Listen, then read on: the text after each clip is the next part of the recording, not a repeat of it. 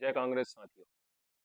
जैसा आप सभी को पता है कि हम लगातार अ, खातेगांव विधानसभा क्षेत्र क्रमांक 173 में लगभग एक साथ 6 बार हमारी हार हुई है। और इससे पहले जब हम इतिहास के पन्ने को जब पलटाते हैं तो उसमें देखा जाएगा कि 72 के बाद में लगभग लगभग सिर्फ 5 साल हमारे पास कांग्रेस का रहा है। और हमेशा भारतीय जनता पार्टी को खातेगांव विधानसभा क्षेत्र की जनता जनार्दन ने हमेशा उनको साथ सहयोग और आशीर्वाद दिया है। इसी चीज को देखते हुए हमारे कांग्रेस परिवार के जीत के लिए मैं एक यात्रा निकालने जा रहा हूँ। उसका जो प्रथम चरण है वो 1 तारीख से शुरू होगा, जिसका नाम है जन संवाद यात्रा।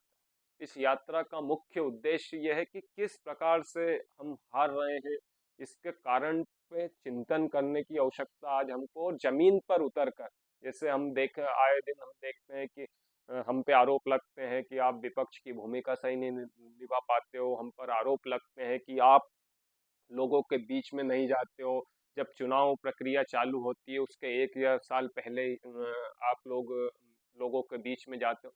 ये सब भ्रम को तोड़ते हुए ये पहला साल की जो पहली यात्रा है वो यात्रा 365 दिन में से 84 दिन लोगों के बीच में गांव में रहकर, छोटे छोटे गांव में टप्पर पे टीलों पर रहकर उनकी समस्याओं को जानना, और आखिर क्यों हम लगातार हार रहे हैं इस बारे में उन लोगों से भी विचार विमर्श करना कि हम क्या ऐसा करें। क्योंकि आपको देखना होगा कि किस प्रकार की आज हालात हमारे खातेगांव विधानसभा क्षेत्र में है। पानी की व्यवस्थाएं नहीं है, मूलभूत सुविधाओं से लोग वंचित है, किसानों को पानी नहीं मिल रहा है, रोजगार में हम पिछड़े हैं। तमाम प्रकार की खामियां होने के बाद भी एक जैसा भारतीय जनता पार्टी को लोग वोट दे रहे हैं। तो उसका आखिर कारण क्या है? क्या हम हमारी किसी गलती से हार रहे हैं? इन सब चीजों को लेकर हम जनता के बीच में जाएंगे। दूसरी महत्वपूर्ण बात कि हम देखते हैं कि भारतीय जनता पार्टी ने जो वादे किए उन वादों को भी लोगों के बीच में लेके जाएंगे कि कौन से वादे आज तक पूरे किए। 18 साल तक उनकी सरकार रही और फिर से भारतीय जनता पार्टी की सरकार है, और फिर वो नए वादों के साथ आई। क्या पहले के पूरे वादे इन लोगों ने कंप्लीट कर दिए? क्या भारतीय जनता पार्टी के जो भी विधायक रहे हों, जो भी जनप्रतिनिधि रहे हों, उन्होंने किस किस गांव में किस किस प्रकार के वादे किए और वो कितने पूरे हुए? और पूरे नहीं होने के बाद भी लोग यदि वोट दे रहे हैं तो क्या कारण है? इन सब चीजों को लेकर ये यात्रा निकाली जा रही है। इस यात्रा का जो प्रारंभिक नाम है वो जनसंवाद यात्रा है, और हर साल इसका नाम समय के साथ में बदलता रहेगा। पहले साल की यात्रा में हम 84 दिन लोगों के बीच में रहेंगे।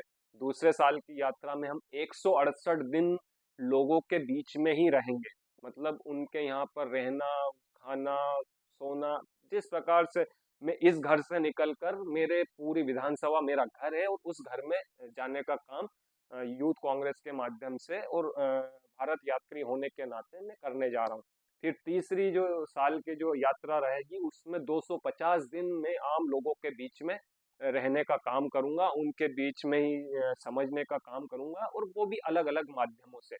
और इसके बाद में चौथे और पांचवे जो अंतिम जो साल है, जो 365 दिन मैं लोगों के बीच में ही रहूंगा, सिर्फ और सिर्फ।